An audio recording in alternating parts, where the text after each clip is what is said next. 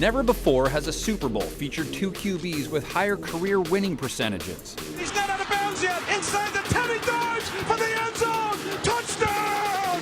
A remarkable acrobatic scramble. Never before have two teams whose primary color is red squared off in the big dance. Down the sideline, Raheem Mostert does it again. Touchdown! San Francisco! The San Francisco 49ers are looking to join the Patriots and Steelers in the Six Rings Club. The Chiefs are hoping to help Andy Reid get his first. It's the Super Bowl, so we have 12 predictions to unveil for you. You'll get half of them midway through, and then the other half at the end. First though, let's stack these squads up side by side so you can properly form a prediction of your own. The 49ers sport a very diverse offense, but at their core, they are at their best when they run the ball, and that's exactly what we've seen them do in their two playoff wins. Mostert off the left side, breaks a tackle, 25, 20, 10, 5, touchdown! Raheem Mostert put on a clinic against the Packers, putting up over 2 bills on the ground. While the 49ers are well known for their three-headed running back approach, Mostert has been the most explosive back this year, averaging a whopping 5.6 yards a carry during the regular season. So all those runs you saw against Green Bay were anything but fluky. Raheem Mostert has 4 rushing touchdowns and the most yards rushing in a playoff game in 49er history. The 49ers had the second most rush attempts this year and averaged the second most rush yards per game this year. And while the Chiefs may feel like they just shut down the league's most dangerous running back, Mostert's style is built on speed more than it is power. He hit 15+ miles per hour on 9 of his 29 carries in their win over Green Bay, and did so on 28.7% of his regular season runs, which was third highest of any back. Toss to Mostert, cuts back.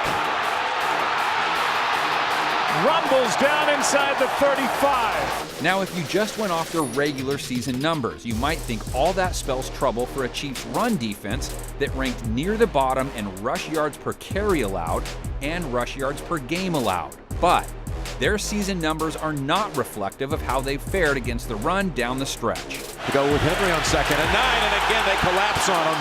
The fact is, as hot as the Niners' run game is, Derrick Henry was the hottest thing going on the ground in the NFL, and KC held him to a measly 3.6 yards a carry, which eventually took Tennessee out of its preferred game plan, which is exactly what the Chiefs will try and do to the Niners. If they succeed, that would put the ball in the hands of Jimmy Garoppolo more often, who hasn't had to do too much in the playoffs, but has shown when he is called on, he's plenty capable of coming through. Garoppolo throws wide open, Samuel still going.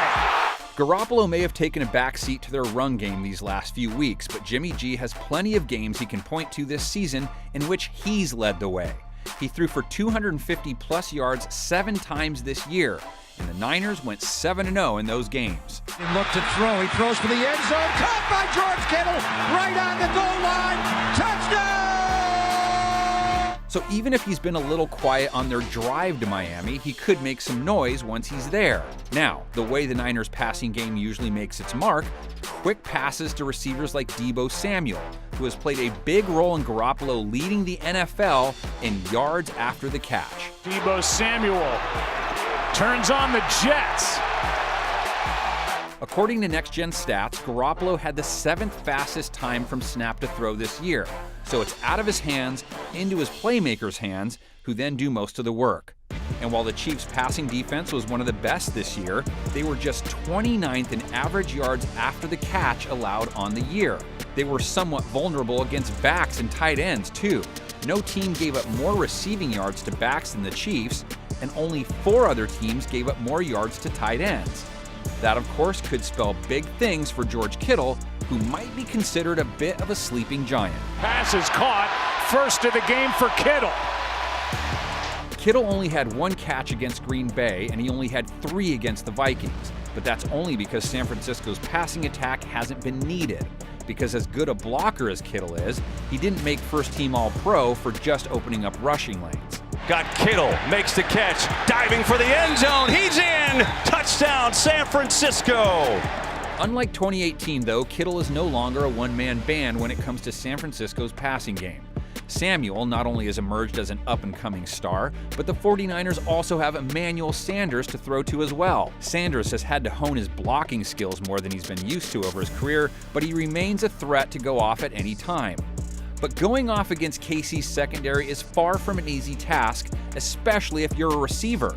No team allowed fewer yards to wideouts this season than Kansas City. Slant pattern intercepted. It's one Thornhill. Touchdown! The Chiefs on a whole held teams to the 5th lowest passer rating this season, the 8th fewest passing yards per game this year, and they tied for 10th fewest TD passes allowed.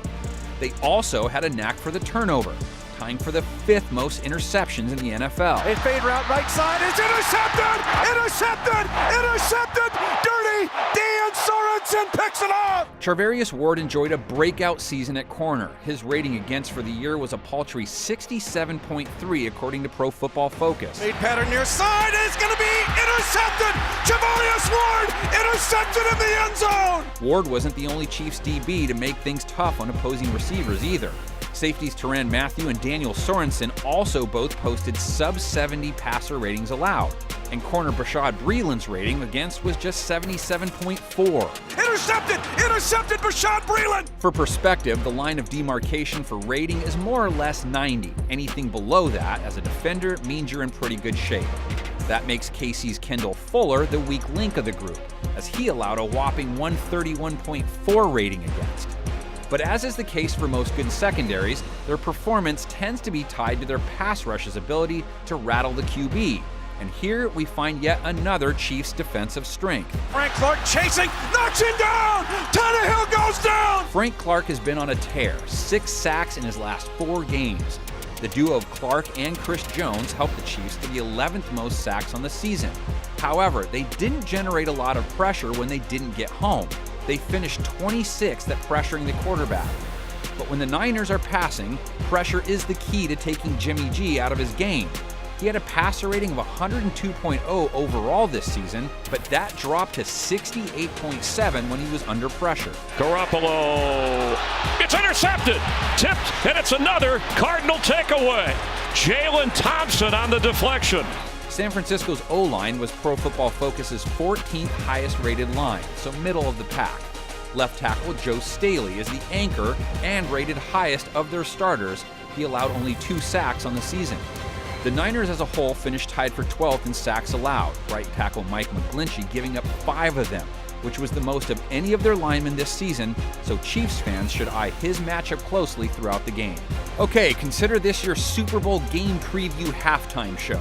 Before we get to KC's offense and San Francisco's D, check out our first batch of predictions. Touchdown. Down the field and wide open, and that will be a touchdown for Marquise Goodwin. What a start for the 49ers. A 38-yard touchdown, and there was not a Bengal defender within 15 yards of Marquise Goodwin. Okay, more predictions to come, but now let's flip the page to KC's offense, which will be up against the league's top passing defense, but will be going into this game as hot as can be. Tyreek Hill, Cheetah touchdown! Patrick Mahomes has thrown 8 TDs in KC's 2 playoff wins, hasn't been picked, and is making plays that defenses just can't account for. He, of course, has his go-to target in Tyreek Hill. Now throw left side, caught! Tyreek Hill, touchdown! Who is not just one of the fastest receivers you'll ever see, but he's the master at ad-libbing along with Mahomes, which makes them feel almost impossible to stop at times. He's gonna fire it late, he's got Tyreek Hill near side, touchdown! And then, of course, there's Travis Kelce, who when paired with Kittle might make the most entertaining tight end duo you'll ever see face off in the big game. Travis Kelce is tearing the Texans up! But what makes the Chiefs' offense so dangerous is the other guys. Because even if you account for Hill and Kelce, you still have to worry about Sammy Watkins. Sammy Watkins for the touchdown! The Chiefs also have the likes of Mecole Hardman and Demarcus Robinson, who always seem to come up with 2 to 3 big catches a game. And then there's their biggest X factor, Damian Williams, their often overlooked running back who showed last week that he too is an important piece of their passing puzzle. Here's a screen pass. A little pass in the flat, I should say, to Williams. Williams will get his touches in the ground game, but his ability to pick up yards off quick screens is usually more impactful and acts as an extension of their rushing game. This group will face off with a D that, on paper at least, might be one of the few that actually stacks up well against them. The Niners have held teams to just 169.2 passing yards a game this year, fewest in the NFL. Goff throws and it's intercepted. It's picked off by Warner. Fred Warner. San Francisco's dominance at stopping passing attacks was all-encompassing too. There was no team tougher against tight ends. They gave up the fewest yards to the position. And what about running backs? Second fewest yards allowed to them through the air, and receivers, fourth fewest. Now D Ford's on the other side, runs a game inside, throw intercepted by Emmanuel Mosley. He's back and dropped on the 30-yard line. Emmanuel Mosley's interception of Aaron Rodgers was the latest big play made by the young corner, who took over as starter late in the year and has provided a big boost to an already elite secondary. San Francisco held teams to an 83.0 passer rating, which was 7th lowest. They gave up the fewest passing yards per game, fewest yards per attempt, and fewest yards per completion. And they were tied for first in maybe the most important category when you face the Chiefs, 20-plus yard pass plays allowed. Aired out downfield and picked. Richard Sherman gets his fourth.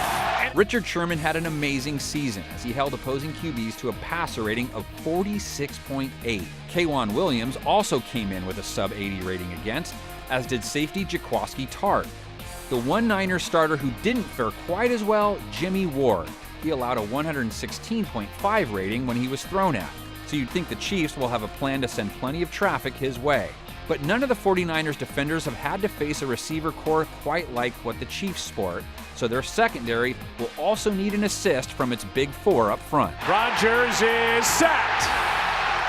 Nick Bosa and company took Aaron Rodgers down 3 times, and for the year, tied for the 5th most sacks. What makes that figure so impressive is they did not blitz a whole lot this year, preferring to let Bosa, Eric Armstead, DeForest Buckner, and D Ford handle things on their own most of the time. Ball is out. It's a live ball. It feels like their ability to get their hands on Mahomes will be as big a factor as any this game. The Chiefs were rated 17th best overall by PFF, right tackle Mitchell Schwartz, their highest rated lineman at 84.0. Left tackle Eric Fisher did not fare as well, finishing with a 64.3 grade, so his matchup with Bosa or Ford will be key. Overall, though, the Chiefs were tied for 3rd best when it came to sacks allowed. Mahomes, of course, helping prevent them with his elite scrambling abilities.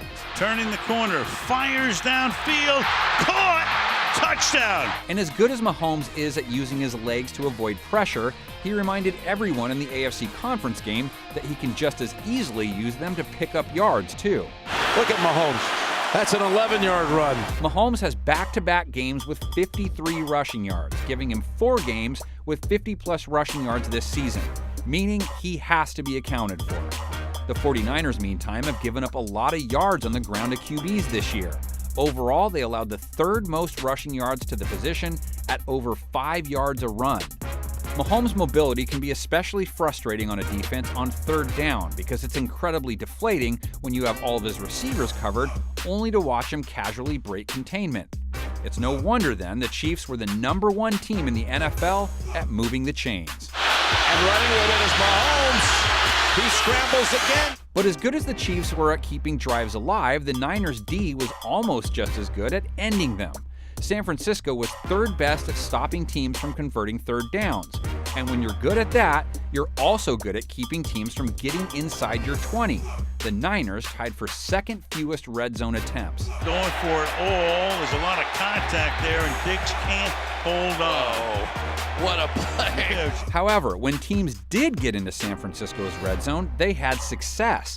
The Niners were tied for 22nd at preventing teams from scoring TDs inside the 20, which creates a something has to give scenario because the Chiefs, for all their offensive prowess, were just 20th when it came to red zone offense. A strange weakness versus weakness for two teams that generally excel otherwise. Okay, before we go, a quick reminder of some other factors you can watch for. The Niners had the 6th most takeaways in the NFL this year. Ball's loose. San Francisco's got it. The Chiefs' offense, though, finished tied for the 3rd fewest turnovers. KC's D, it tied for the 10th most takeaways. And that ball is intercepted.